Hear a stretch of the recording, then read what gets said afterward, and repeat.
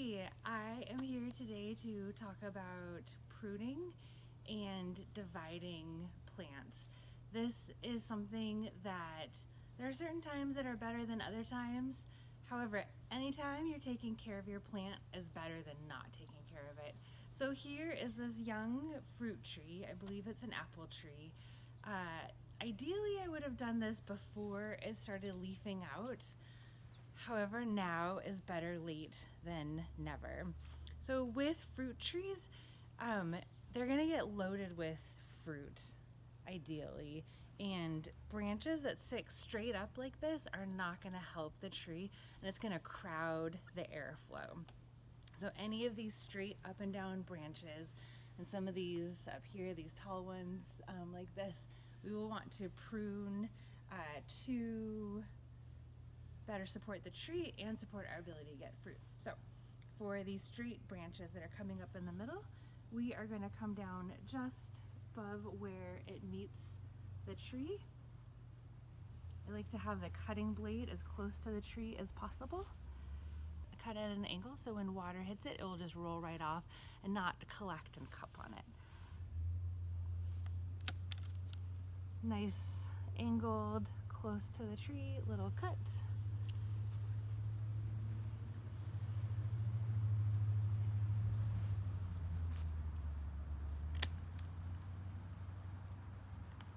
On this branch growing big and straight up here, you want to look for a bud, and even if these weren't leafed out yet, you would still be able to see where the bud is going to be. And I want the tree to grow out this way, away from the center. So I'm gonna look for a bud that's pointing in the direction that I best want it to go to. So I would like the tree to grow from this bud out this way. So I'm gonna cut at an angle, a little bit, like ½ inch above that bud. And then this one will take over and hopefully grow this way. If you have shrubs in your yard, like red twig or yellow twig dogwood, these are fantastic plants because the bright color gives excellent winter interest. So if you notice on this red twig dogwood, the newest growth is the brightest red. And if you look down into the base of the plant, you can see some brown, woody, some kind of orange, starting to get more brown. So with a plant like this, the pruning technique that you want to use is called coppicing. And to coppice a plant means to cut it all the way down to the base. This will encourage new growth, good airflow, and that bright color to give you that nice winter interest. So a good rule of thumb to determine whether to use pruners or loppers is to think about a pencil. If it is thinner than a pencil, you can use pruners. If it's thicker than a pencil, it's better to use loppers. There's all kinds of exceptions in there, but that's just a really good rule of thumb. So for this beautiful red twig dogwood, I really want to get rid of the brown woody stuff first and then check out how the rest of the plant looks. Another good rule of thumb is you never want to remove more than 1/3 of a plant at any given time. So I'm going to get in here close to the base with my loppers.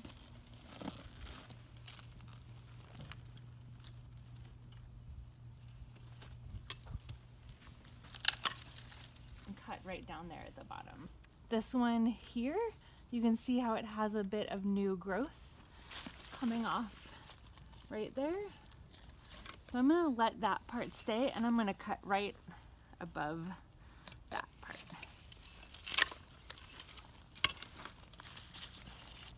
Now I'll go back and finish this plant up, but hopefully that will give you an idea of how to prune your dogwoods. All right, dividing your perennials is maybe one of the scariest, most intimidating aspects of gardening for me. I think it is for a lot of other people too. It's a little bit, could be conceived as a little bit violent. You're gonna come in to your plant. Now is a perfect time to divide your grasses. Anytime is a perfect time to divide your grasses, but especially right before it starts greening up. So thinking about the rule of thirds, I don't want to take more than a third of the plant. In fact, this is a pretty nice clump. I just want to divide it a little bit. Great thing about dividing your perennials is it's taking good care of the one that's established, giving more space for it to spread out, and you will then get more plants to either plant around your garden or to give away to a friend. So I'm going to figure out where I want to divide this plant. So I'll make kind of a little space in it. And then I'm going to come in with my shovel right in the middle and give it a good hard stomp. I'm doing this for the plant's health. I'm doing it with love. And give it a little loosen, and you're gonna kind of circle all the way around where you want it. This can be really hard and time consuming. Some people like to dig up the whole plant, take something like an axe or a hatchet and whack it in half. I'm doing it with a shovel today.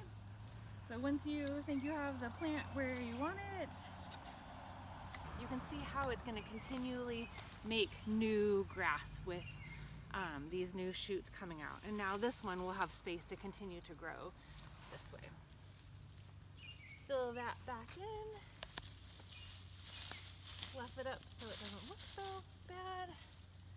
And now I have a new clump of grass.